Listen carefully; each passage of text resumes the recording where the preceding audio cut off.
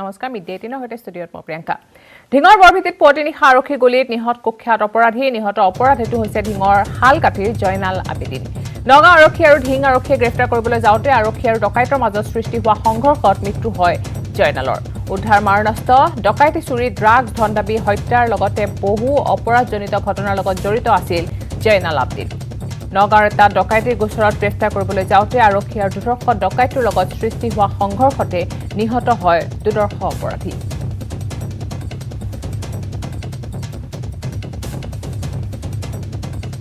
মই 4টা বজাত তেখেতৰ ইয়াত আমি পাইছোঁ ইমাৰ্জেঞ্চি কাউণ্টাৰত তেখেতক আমি এক্সামিন কৰিলোঁ কোনো তেখেতৰ আমি জীয়াই থকাৰ কোনো আমি চাইন পোৱা নাই ইয়াতে তেখেতৰ ভৰিত দুটা গুলি লাগিছে তাৰ পৰা ব্লিডিং হৈছে বহুত ব্লিডিং হোৱাৰ কাৰণে তেখেতৰ খুব সোনকালে মৃত্যু হৈছে কেইটা গুলি লাগিছে দুটাহে গুলি আমি পাইছোঁ ইয়াতে নগাঁৱৰ বৰঘাটত গুলীচালনা ঘটনা আৰক্ষীৰ গুলীত আহত হয় দুৰ্ধৰ্ষ ড্ৰাগছ মাফিয়া আহত ড্ৰাগছ মাফিয়াৰ নাম হৈছে আজিজুল হক এএছপি ধ্ৰুৱ বৰাৰ নেতৃত্বত চলিছিল অভিযান এখন বাইকত আহি আছিল ড্ৰাগছ মাফিয়াটো আৰক্ষীক দেখি পলায়নৰ চেষ্টা চলাওঁতে গুলীচালনা কৰে আৰক্ষীয়ে আৰু গুলীবিদ্ধ আজিজুলক নগাঁও অসামৰিক চিকিৎসালয়ত ভৰ্তি কৰোৱা হয়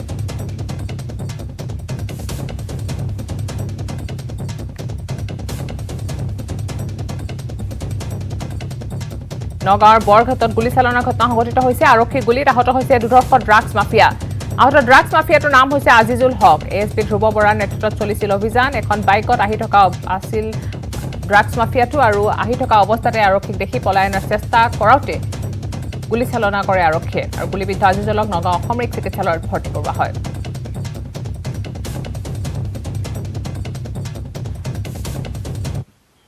বজালিৰ পুখা কেতেকীবাৰীত কালদিয়া নৈৰ খহনীয়াই নিদ্ৰা হৰণ কৰিছে অঞ্চলবাসীৰ খহনীয়াত ইতিমধ্যে গাঁওখনৰ 20-25 বিঘা কৃষিভূমি নৈৰ বুকুত বিলীন হোৱাৰ বিপৰীতে ভাবুকি কঢ়ি আছে কেইবাটাও পৰিয়ালৰ খেতি-বাতিলৈ খেতি-বাতি হেৰুৱাই দিশহাৰা হৈ পৰিছে নৈ পৰিয়াল লোকসকল আমাৰ সাংবাদিক ধ্ৰুৱজ্যোতি তালুকদাৰৰ বিশেষ প্ৰতিবেদন মই বৰ্তমান উপস্থিত আছোঁ বজালি জিলাৰ পোখা কেতেকীবাৰী গাঁৱত পোখা কেতেকীবাৰী গাঁৱৰ মাজেৰে বৈ যোৱা কালদিয়া নৈৰ যি গৰাখহনীয়াই প্ৰায় 20-25 বছৰ ধৰি এই অঞ্চলত সমস্যাৰ সৃষ্টি কৰি আহিছে বিভাগীয়ভাৱে কিছু ক্ষেত্ৰত পাৰ্কুপাইন দিয়াৰ ব্যৱস্থা কৰে যদিও এয়া যথেষ্ট নহয় কিয়নো এই এনেধৰণে যি পাৰ্কুপাইনৰ ব্যৱস্থা কৰিছিল বিভাগীয়ভাৱে এই পাৰ্কুপাইনসমূহ কিছু পানী আহিলেই উটি যায় যাৰ ফলত বিভাগৰ সোণৰ কণী পৰা হাঁহত পৰিণত হৈছে এই পোখা কেতেকীবাৰীৰ গৰাখহনীয়া ইয়াৰ সমান্তৰালভাৱে এই যি গাঁও এই গাঁওখনৰ যি পথ এই পথ এতিয়াও পকীকৰণ হোৱা নাই এটা শিলগুটিও আজিলৈ পোৱা নাই যাৰ ফলত যাতায়াতৰ ক্ষেত্ৰতো এই পোখা কেতেকীবাৰীৰ প্ৰায় 200টা পৰিয়ালে জমজটনা ভুগি আহিব লগা হৈছে এই সময়ত আমাৰ লগত স্থানীয় লোক উপস্থিত আছে তেওঁলোকৰ পৰা জানিব বিচাৰিম গৰাখহনীয়াৰ সমস্যাটো কেনেকুৱা আপোনালোকৰ ইয়াত গৰাখহনীয়াৰ আজি 20-25 বছৰমান গৰাখহনীয়া হৈ গ'ল আৰু ৰাস্তাবিলাক চব ভাঙি ছিঙি লৈ গ'ল ইয়াত কোনো একো চৰকাৰে ব্যৱস্থা লোৱা নাই কিন্তু আজি 2 বছৰ আগতে এই পাৰ্কুপ এনে পাতল কৰি 2-4খন দিছে দিয়াৰ সেই বাজে একো ৰাস্তাৰো একো উন্নতি নাই আৰু নদীও আৰু হোৱা নাই হয় আৰু এজন ব্যক্তি আছে তেওঁৰ পৰা জানিব বিচাৰিম যে দাদা এই যি গৰাখহনীয়া বিগত 20-25 বছৰ ধৰি সমস্যাৰ সন্মুখীন হৈ আহিছে সামান্য পাৰ্কুপাইন দিয়ে সোণৰ কণী পৰা হাঁহৰ লেখীয়া ইয়াৰ পৰা বিভাগীয়ভাৱে টকা উলিয়াই লৈ যোৱা হয় কি কয় এই ক্ষেত্ৰত মই বিশেষকৈ ক'ম আমাৰ যিটো গৰাখহনীয়া সমস্যা এইটো তাৰমানে 2-এখন পাৰ্কুপাইন দিয়ে যথেষ্ট কৰি থৈ যায় কিন্তু আমাৰ সেই পাৰ্কুপাইনে কোনো উপকাৰ দিয়া নাই যদি আমাৰ বিভাগীয় কৰ্তৃপক্ষই অলপ পাৰ্কুপাইন বেছিকৈ দিলেহেঁতেন তেতিয়াহ'লে অলপ আমি সকাহ হ'লো হয় আৰু বানপানীয়ে আমাৰ এই যিটো ৰাস্তা মথাউৰি আছে মথাউৰি ছিঙি আমাৰ খেতিপথাৰখন তাৰমানে নষ্ট কৰি পেলায় সেইটো এটা তেখেতসকলে যদি সমস্যাটো সমাধান কৰি দিয়ে আমাৰ এই 200টা পৰিয়ালে নথৈ অলপ মানে সুখী হ'লহেঁতেন জোনাইত ৰেলৱে বিভাগে পথ খান্দি পেলোৱাক লৈ তীব্ৰ উত্তেজনাৰ সৃষ্টি হয় পুৱাৰ ভাগত মুককচেলেক ৰেলৱে বিভাগে পুলিচ বাহিনীৰ সহযোগত সোণাইৰ জোনকাৰেং অঞ্চলত থকা এটা ৰেলৱে ক্ৰছিং অবৈধ বুলি জেচিবিৰে পথৰ 2 মূৰে খান্দি পেলোৱাত স্থানীয় ৰাইজে উত্তেজিত হৈ পৰে ৰেল বিভাগৰ এনে কাৰ্যৰ বিৰুদ্ধে তীব্ৰ প্ৰতিবাদ সাব্যস্ত কৰে শতাধিক লোকে তেওঁলোকে ৰেল বিভাগৰ বিৰুদ্ধে নানা শ্লোগান দিয়ে ৰাইজৰ দাবী এই ৰেলৱে ক্ৰছিঙৰ পৰাই দৈনিক হাজাৰ লোকে জোনাই মহকুমা সদৰৰ সৈতে বজাৰ সমাৰ বিদ্যালয় চিকিৎসালয় আদিৰ লগতে নানা কামত অহা যোৱা কৰে আৰু এই পথছোৱা খান্দি দিয়াৰ ফলত এতিয়া চিগা আৰু ৰাজাখান দুখন পঞ্চায়তৰ প্ৰায় 40খন গাঁৱৰ কেইবা হাজাৰ ৰাইজ বিপাকত পৰিছে। যিহেতু এই পথছোৱাই হৈছে এই 40খন গাঁৱৰ ৰাইজৰ অহা যোৱা কৰাৰ একমাত্ৰ পথ, কিন্তু ৰেল বিভাগে এই পথৰ দুয়োমূৰে খান্দি দিয়াত এতিয়া কেনেদৰে অহা যোৱা কৰিব বুলি ৰাইজে ক্ষোভিত হৈ পৰে। উক্ত স্থানত এটা ক্ৰছিং গেট নিৰ্মাণ কৰিবলৈ আৰম্ভণিৰ পৰাই 40খন গাঁৱৰ ৰাইজে দাবী জনাই অহাৰ পিছতো ৰেল বিভাগে কোনো গুৰুত্ব নিদিয়াৰ অভিযোগ কৰিছে। গতিকে অনতিপলমে ইয়াত এটা ৰেলৱে ক্ৰছিং গেট নিৰ্মাণ কৰি 40খন গাঁৱৰ ৰাইজৰ অহা যোৱা বাট যাতে স্থায়ী ব্যৱস্থা কৰি দিয়ে তাৰ বাবে দাবী জনাইছে।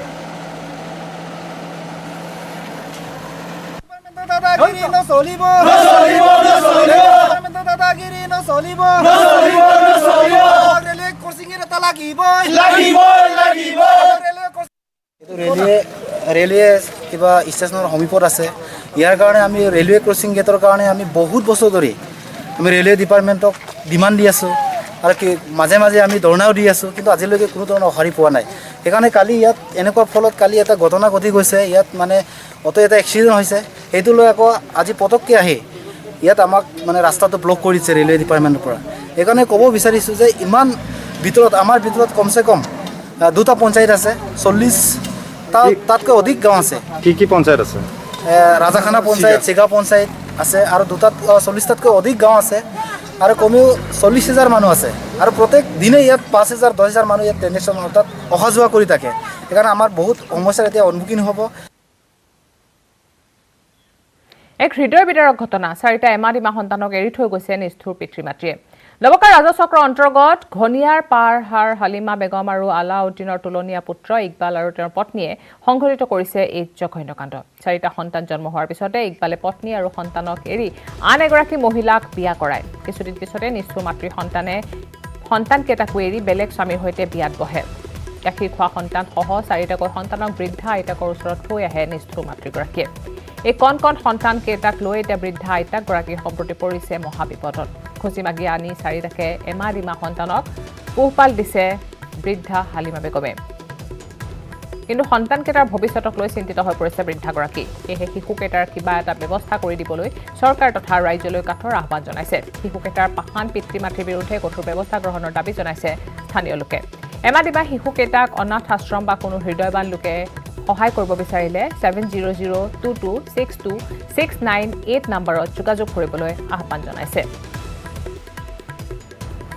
এতিয়া চাওক কোন ল'ৰা ছোৱালী এইকেইটাৰ এতিয়া পৰিয়ালটো দুখীয়া পৰিয়াল, সেই হিচাপত এতিয়া পৰিয়ালটো পোহপাল কৰাত বহুত কষ্ট হৈ গৈছে। এই ঘৰৰ মুৰব্বী যিজন সেইজনৰ মৃত্যু হ'ল, তাৰপিছত একমাত্ৰ উপাৰ্জনকাৰী আছিল ল'ৰাটো। তেতিয়া ল'ৰাটো যেতিয়া ঘৰৰ পৰা সিহঁতক এৰি পলাই গৈছে, তাৰ দুই বছৰমান হৈ গৈছে।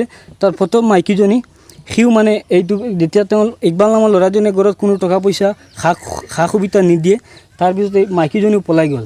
এই পাষাণ হৃদয়ৰ এই যিজন মানে ইকবাল হুছেইন, বাবু বুলিও মাতে তাক, ই কি কৰিলে 4টা সন্তানক এৰি থৈ সি বেলেগ এজনী এই তিৰোতাক বিয়া কৰাই সি গুচি গ'ল এইখন ঘৰৰ পৰা। আৰু এই ল'ৰাকেইটাৰ যিজন মাতৃ আছিল সেইজনেও কি কৰিলে এই ল'ৰা 4টাক এৰি থৈ পেলাই বেলেগ এজন স্বামী গ্ৰহণ কৰি বেলেগলৈ গুচি গ'ল। এতিয়া এই ঘৰখনত যিজন বুঢ়ী তাৰ আইতা আছে, আইতাজনী একচুৱেলি তাৰ নিজৰ আইতা নহয় যদিও তাই মানে এতিয়া চৰকাৰী যিখিনি কাৰ্ডৰ চাল যিখিনি পায় এইখিনিৰ পৰা এটা অংশ বিক্ৰী কৰি আৰু এটা অংশৰ পৰা বিক্ৰী কৰি বাকীখিনি চব্জি তব্জিৰ ব্যৱস্থা কৰে আৰু বাকী টকাখিনি মানে এই ল'ৰা 4টাক খুৱাই বা নিজেও খায়। বিৰাট কষ্ট কৰি আছে। মোক আহি কোৱাৰ পিছত মই দেখিলোঁতো উপায় নাই, এতিয়া কি কৰিম। আমি অলপ সহায় কৰিছোঁ যদিও এইখিনি সহায়টো আমি আৰু আমাৰ হ'ল অস্থায়ী সহায়। বান আৰু খহনীয়াত ক্ৰস্তমান ঢিঙৰ এটা নৈপৰীয়া অঞ্চল। ব্ৰহ্মপুত্ৰ খহনীয়াই ঢিঙৰ মেমামাৰী অঞ্চলৰ 4খনকৈ গাঁৱত আনিছে চৰম ভাবুকি। সম্প্ৰতি লুইতৰ বুকুত সম্পূৰ্ণকৈ বিলীন হোৱাৰ পথত মোৱামাৰী, গতি কৰা, বিৰিঙাবাৰী আৰু কাজলী পথাৰ গাঁও। ইতিমধ্যে গাঁওকেইখনৰ 80% নদীৰ বুকুত বিলীন গৈছে। গৃহহীন লোকে মাথাউৰিত আশ্ৰয় ল'বলৈ বাধ্য হৈছে। গাঁওকেইখনৰ শ বিঘা কৃষিভূমিৰ লগতে চৰকাৰী বেচৰকাৰী বিদ্যালয়, ধৰ্মীয় অনুষ্ঠান প্ৰতিষ্ঠান নদীৰ বুকুত জাহ গৈছে। গাঁওকেইখনৰ শ বিঘা কৃষিভূমিৰ লগতে চৰকাৰী বেচৰকাৰী বিদ্যালয়, ধৰ্মীয় অনুষ্ঠান জাহ গৈছে নদীৰ বুকুত। মোৱামাৰী, গতি কৰা, বিৰিংগাবাৰী, কাজলী পথাৰ এই 4খন গাঁও ব্ৰহ্মপুত্ৰত জাহ গৈছে। ইতিমধ্যে দুখন গাঁও সম্পূৰ্ণৰূপে ব্ৰহ্মপুত্ৰত বিলীন হৈ গৈছে আৰু দুখন গাঁও কাজলীপথাৰ আৰু মোৱামাৰীতো অলপ অলপ অংশ আছে। আমি য'ত উপস্থিত আছোঁ এইখন বিদ্যালয় মোৱামাৰী মুক্তাপ বিদ্যালয়, এই বিদ্যালয়তে আমি আদিপাঠ গ্ৰহণ কৰিছিলোঁ। কিন্তু আজি এই বিদ্যালয়খনো ব্ৰহ্মপুত্ৰত বিলীন হ'ব লগা হৈ আছে। গতিকে মই আমাৰ বিভাগীয় কৰ্তৃপক্ষক, শিক্ষা বিভাগেই হওক, আমাৰ জলসম্পদ বিভাগেই হওক, বিভাগীয় কৰ্তৃপক্ষক এই অঞ্চলটো পৰিভ্ৰমণ কৰি এই বিদ্যালয়খন ৰক্ষাৰ ক্ষেত্ৰত কিবা ব্যৱস্থা গ্ৰহণ কৰিবৰ কাৰণে মই অনুৰোধ জনাইছোঁ। ভৰ বাৰিষাত পাৰ্কোপাইনেৰে গৰাখহনীয়া ৰোধৰ বৃথা চেষ্টা জলসম্পদ বিভাগৰ। কলিয়াবৰৰ শিলঘাটত সংঘটিত জলসম্পদ বিভাগৰ কামৰ নমুনাই হতবাক কৰিছে স্থানীয় লোকক। শিলঘাটৰ ৰবৰবাৰী গাঁৱত অব্যাহত ব্ৰহ্মপুত্ৰৰ গৰাখহনীয়া ৰোধৰ বাবে জলসম্পদ বিভাগৰ পুনৰ পাৰ্কোপাইনৰ ব্যৱস্থাত অসন্তুষ্ট হৈ নৈপৰীয়া ৰাইজসকল। বিগত 4-5 বছৰ ধৰি দ্ৰুতগতিত অব্যাহত গৰাখহনীয়া ৰোধৰ বাবে প্ৰতি বছৰে পাৰ্কোপাইন পেলাই দায়িত্ব সামৰে জলসম্পদ বিভাগে। ভৰ বাৰিষাত গাঁৱৰ পৰা যধে মধে লুইতৰ বুকুত বিসৰ্জন দিছে কোটিটকীয়া আঁচনিৰ পাৰ্কোপাইন। কিন্তু শিলঘাটৰ ৰবৰবাৰী অঞ্চলত ৰোধ হোৱা নাই লুইতৰ কালৰূপ। নিশ্চিন্ন হৈ পৰিছে গাঁওখনৰ হাজাৰ হাজাৰ বিঘা ভূমি। লুইতৰ বুকুত জাহ গৈছে শিলঘাট অশোকাষ্টমী মেলা পথাৰ, ভাবুকি অসম সমবায় মৰাপত কললৈও। অঞ্চলটোত গৰাখহনীয়া ৰোধৰ বাবে স্থানীয় লোকসকলে স্থায়ী সমাধানৰ ব্যৱস্থা কৰিবৰ বাবে দাবী জনাইছে। পাৰ্কোপাইনত টকা খৰচ কৰি পেলাই এই কামটো সফল হ'ব বুলি আমি আশা কৰা নাই বা সফল হ'ব বুলি আমি ভবা নাই, কাৰণ প্ৰতি বছৰে সেই কামকে কৰি আছে। কিন্তু কি হৈছে যে পাৰ্কোপাইনতে এইটো কথাটো আজি ইমান বছৰে যে চলি আছে, কিয় চলি আছে আমি অকণ চিন্তা কৰিব লগা হৈছে। অসমত বলিউডৰ মোহময়ী অভিনেত্ৰী ছাৰা আলী খান অসম আৰক্ষীৰ উত্তৰ গুৱাহাটীত থকা মাণ্ডাকটা কমাণ্ডো বেটেলিয়নত এক শ্বুটিঙৰ বাবে আহিছে বলিউডৰ মোহময়ী অভিনেত্ৰী ছাৰা আলী খান। অসমৰ মহিলা কমাণ্ডো বেটেলিয়ন বীৰাংগনাৰ আধাৰত নিৰ্মাণ হ'ব লগা এখন তথ্যচিত্ৰৰ বাবে শ্বুটিঙত ব্যস্ত অভিনেত্ৰীগৰাকী। মাণ্ডাকটা কমাণ্ডো বেটেলিয়নত শ্বুটিঙৰ সময়ত কেমেৰাত বন্দী হয় অভিনেত্ৰীগৰাকীৰ ফটো। উল্লেখ্য যে অসমৰ বীৰাংগনা কমাণ্ডো বাহিনী দেশৰ ভিতৰতে সুদক্ষ আৰু সাহসী মহিলা কমাণ্ডো বাহিনী ৰূপে সুনাম আছে।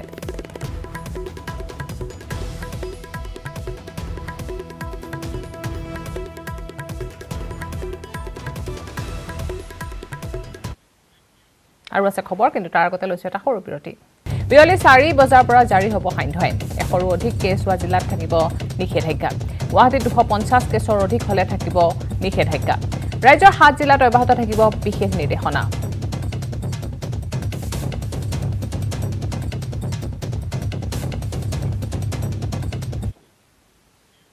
গহপুৰত এতিয়াৰ পৰা পূৰ্বৰ 5 বজাৰ পৰিৱৰ্তে গেলামালৰ দোকান হ'ব দিনৰ 12 বজালৈকে খুলিব পাৰিব। কৃষি বিভাগৰ অনুমতি পোৱাসকলে দিনৰ 12 বজালৈকে ঘৰে ঘৰে গৈ বিক্ৰী কৰিব পাৰিব শাক-পাচলি।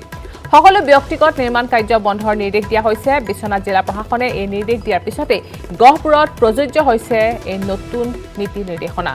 কোভিডৰ অপৰিৱৰ্তিত অৱস্থাৰ প্ৰতি লক্ষ্য ৰাখিয়ে এই নীতি নিৰ্দেশনা জাৰি কৰা হয় গহপুৰত। বৰ্তমানলৈকে গহপুৰত কোভিড আক্ৰান্ত চিনাক্ত হৈছে 2500 জন। সুস্থ হৈ ঘৰলৈ উভতিছে 2154 জন। মুঠ ভেকচিন প্ৰদান কৰা হৈছে 57118 গৰাকীক।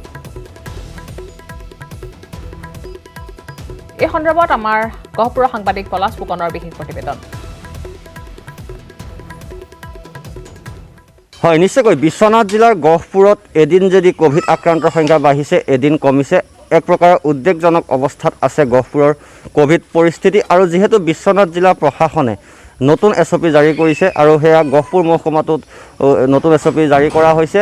যিসমূহ গেলামালৰ দোকান পূৰ্বৰ 5 বজাৰ পৰিৱৰ্তে 12 বজালৈকে খোলাৰ নিৰ্দেশ দিছে আৰু যি ব্যক্তিগত গৃহ নিৰ্মাণৰ কাৰ্য সেইসমূহ সম্পূৰ্ণৰূপে বন্ধ ৰখাৰ নিৰ্দেশ জাৰি কৰিছে SOPত। আৰু যি শাক-পাচলিৰ ব্যৱসায়ীসকল আছে তেওঁলোকে কৃষি বিভাগৰ অনুমতি সাপেক্ষে ঘৰে ঘৰে শাক-পাচলি 12 বজাৰ আগলৈকে বিক্ৰী কৰিব পাৰিব। আৰু মই বৰ্তমান উপস্থিত আছোঁ গহপুৰৰ ডাঠকলা বাকৰি দলনি অঞ্চলত। আৰু সতীৰ্থই দেখাব এনেদৰে দোকানসমূহ খুলি ৰাখিছে আৰু পূৰ্বতে 5 বজালৈকে ৰাখিছিল, কিন্তু এতিয়া 12 বজালৈকে যিহেতু নতুন SOPত বিশ্বনাথ জিলাৰ নতুন SOPত প্ৰকাশ কৰিছে যে 12 বজালৈকে খোলা ৰাখিব পাৰিব। ব্যৱসায়ী আছে, দাদা অকণমান এইফালে আহিব, কওকচোন। যিহেতু পূৰ্বতে 5 বজালৈকে খুলিছিল আৰু এতিয়া নতুন SOP জাৰি কৰিছে আৰু গহপুৰৰ যি কোভিড পৰিস্থিতি সেয়া কিন্তু অপৰিৱৰ্তিত অৱস্থা আছে, কি ক'ব? যিটো কৰিছে চৰকাৰে ভালেই কৰি আছে। জনসাধাৰণৰ ভালৰ কাৰণে চিন্তা কৰি আগতকৈ অকণমান টাইমটো চেঞ্জ কৰি দিছে। যিহেতু যিটো সময়ত মানুহৰ ভিৰ এটা হয় সেইটো সময় বন্ধ কৰি পেলাই 12টা বজাত বন্ধ কৰাৰ সিদ্ধান্ত লৈছে দোকান পোহাৰবিলাক আৰু চৰকাৰে যিটো সিদ্ধান্ত লৈছে অতিকৈ ভাল সিদ্ধান্ত লৈছে যেনেকৈ হ'লেও অকণমান হ'লেও এটা পৰিৱৰ্তন হ'বগৈ আৰু ৰাইজৰ লাভ হ'ব বিশেষকৈ আৰু আমিওতো এতিয়া সময়মতে দোকান বন্ধ কৰিবলৈ সাজু হৈ আছোঁ কিয় 12টা বজাৰ আগত আমি দোকান বন্ধ কৰিম নিশ্চয়কৈ আচলতে এনেদৰে যিহেতু গহপুৰত বৰ্তমানলৈকে 2459গৰাকী ক'ভিড আক্ৰান্তৰ সংখ্যা হৈছে আৰু তাৰ অনুপাতে যদি আমি এক্টিভ কেছ চাওঁ প্ৰায় 300ৰো অধিক গতিকে এক্টিভ কেছৰ সংখ্যা কিছু হ্ৰাস পাইছে কিন্তু তথাপিও ক'ব নোৱাৰি যে আক্ৰান্তৰ সংখ্যা হ্ৰাস পাইছে কাৰণ অপৰিৱৰ্তিত অৱস্থাত আছে আৰু ব্যৱসায় আছে আমি কথা পাতিম দাদা কওকচোন যিহেতু গহপুৰ মহকুমাত আপোনালোকে পূৰ্বতে 5 বজালৈকে খুলিছিল গেলামালৰ দোকানসমূহ এতিয়া 12 বজালৈ নীতি নিৰ্দেশনা জাৰি কৰিছে কি ক'ব হয় আমি আগতে 5টা বজালৈকে দোকান খুলিছিলোঁ এতিয়া আমি 12টা বজাত দোকান বন্ধ কৰিম ব্যৱসায় বাণিজ্য কেনেকুৱা চলিছে ব্যৱসায় বাণিজ্য নাই একেবাৰে মানুহ কোনো ওলাই অহা নাই কিছুমান আমি হোম ডেলিভাৰী দি দিওঁ কিছুমানে 1-2জন আহে আৰু ইয়ালৈ হয় নিশ্চয়কৈ এতিয়া গহপুৰ মহকুমাত 18জন ক'ভিড আক্ৰান্ত হৈ মৃত্যু হৈছে আৰু যি 311জন বৰ্তমান এক্টিভ কেছ আছে আৰু যেহেতু শেহতীয়াকৈ চৰকাৰে বিশ্বনাথ জিলাত যি গহপুৰ হয় গহপুৰতো নতুন SOPৰ প্ৰভাৱ পৰিছে ব্যৱসায় বাণিজ্য ঠিক তেওঁলোকৰ খুব লাভজনক হোৱা নাই কাৰণ ৰাইজ ওলাই অহা নাই আৰু এবাৰ আমি গৈছোঁ মুখ্যমন্ত্ৰীৰ সংবাদমেলৰ মাজলৈ Plus within the territory of Assam. It happened in the presence of high-level police team and DC. But as you know, we were in our side of the boundary. There was no bomb blast in the side of Assam. If any bomb blast take place in the side of Assam, we will take strongest possible action. But as it was, we heard the sound of the bomb, but it was well within the territory of Mizoram. So it is for the Mizoram police to take cognizance of the crime. Mizoram Chief Minister Zoramthanga has tweeted saying that Assam was offensive yesterday. Now we are building some roads within the constitutional boundary of Assam, and we are not going to take an inch of land from the Mizoram. Rather, I am willing to discuss and settle the border problem, and I have written to Chief Minister Mizoram that let us take picture from satellite on the position of boundary as on today, and let us observe complete peace in the boundary, give the boundary to Central Police Force. So our position is very clear. আপোনালোকে জানে যে যোৱা কোভিডৰ 2টা ঢৌত আমি বহুগৰাকী ব্যক্তিক হেৰুৱাইছোঁ তেখেতসকলৰ পোনপ্ৰথমতে মুখ্যমন্ত্ৰী সাহায্য পুঁজিৰ পৰা সংগৃহীত ধনেৰে আমি কোভিডত মৃত্যু হোৱা অনাথ সন্তানসকলক কিছু সুৰক্ষা দিয়াৰ বাবে প্ৰয়াস আৰু প্ৰচেষ্টা কৰিছিলোঁ পৰৱৰ্তী পৰ্যায়ত কোভিডত যিসকল আই মাতৃ স্বামীহাৰা হ'ল তেনেকুৱা 876গৰাকী মহিলাক আজি আমি 2.5 লাখ টকা কৰি এটা অকণমান আমি সাহায্য আগবঢ়াইছোঁ মুখ্যমন্ত্ৰী সাহায্য পুঁজিৰ পৰা কোনো মৃত্যুকে টকাৰে জুখিব নোৱাৰে টকাৰে ক্ষতিপূৰণ দি শেষ কৰিব নোৱাৰি তেওঁলোকৰ লগত আমি আছোঁ মোৰ সমবেদনা জনাইছোঁ অসমৰ ৰাইজৰ সমবেদনা জনাইছোঁ আৰু এই 876গৰাকী আই মাতৃৰ হাতত অকণমান ক্ষুদ্ৰ ধনৰাশি 2.5 লাখ টকা আমি তুলি দিছোঁ গুৱাহাটীৰ ওচৰৰ জিলা কেইখনৰ হিতাধিকাৰীসকলক আমি ইয়াত মাতিছিলোঁ বাকী হিতাধিকাৰীসকলৰ পুঁজি ডিব্ৰুগড় তিনিচুকীয়া লখিমপুৰ বৰাক ভেলী এই গোটেইবোৰ মোৰ সতীৰ্থ মন্ত্ৰীসকলে লৈ যাব আৰু অহা শনিবাৰ ৰবিবাৰে তাক বিতৰণ কৰিব ইয়াৰ পিছত অনাথ শিশুসকলক অলপমান চোৱাৰ পিছত বিধৱা আই মাতৃসকলৰ লগত কিছু থিয় হোৱাৰ পিছত পৰৱৰ্তী পৰ্যায়ত কোভিডত